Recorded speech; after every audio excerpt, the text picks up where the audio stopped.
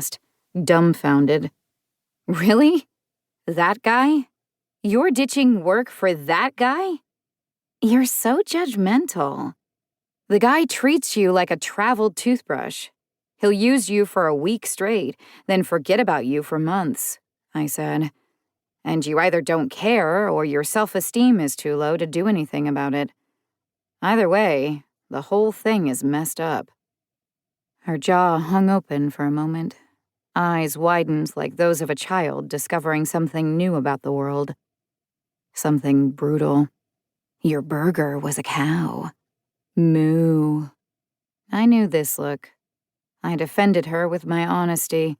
But the truth was the truth, and she needed to hear it from someone. Might as well have been me. She crossed her arms over her chest. Will you take my section or not? I don't really want to be aiding and abetting, but sure. I'll do it. But I swear, if I have to sing that goddamn birthday song one more time, it's game over. Thanks, she said, turning on her heel.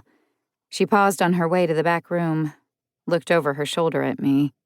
You know, you're not pretty enough to get away with being as mean as you are. And you're really pretty. I almost applauded. It wasn't easy to burn me, and she'd straight up smoked my ego. Order up! Got 8 in the window, yelled one of the line cooks. When I went to retrieve it, I thanked him, and then I heard him whisper under his breath, You're welcome, Your Highness. There were worse nicknames, worse insults, worse things. After 10 p.m., Shorty's turned into a cesspool of drunks and rubes, and some nights I'd have the patience for it, and other nights it'd make me want to cartwheel off a cliff. This night was one of the latter. 4 top at bar, Amy, the host, told me while snapping her gum. Staff wasn't allowed to chew gum, but she did anyway, and I respected her unwavering commitment to such a small act of rebellion. Great, I said, checking the clock. Close was in less than 45 minutes, and I doubted this new table would be out by then, meaning I'd have to stay late. I cursed Carrie and her bad decisions. I cursed my own. I peeked over and saw that the party was 4 dudes, one in a backward baseball cap. If I smiled, feigned effervescence, maybe I'd improve my chances of a solid tip. But I doubted it. At that point, I'd been at Shorty's for 3 years and in the food service industry for 6. Ever since I left home at 18, I could tell just by looking at someone what they were going to tip, down to the cent.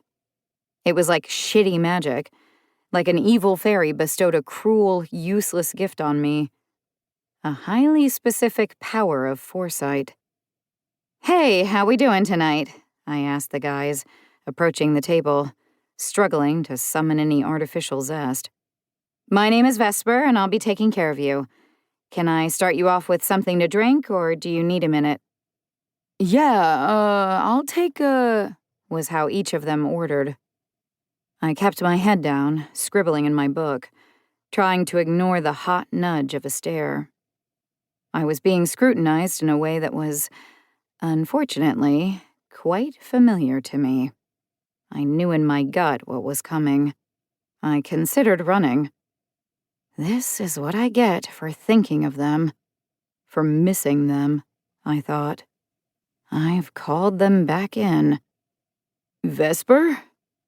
I looked up instinctively at the sound of my own name. First of all, that's a rad name, the guy said.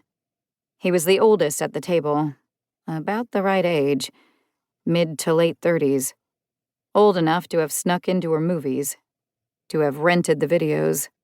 He had a 5 o'clock shadow, wore all black. His ears had been gauged once upon a time. A former Hot Topic punk. He'd probably bought her poster, had it up on his wall. I knew the one. In a cemetery.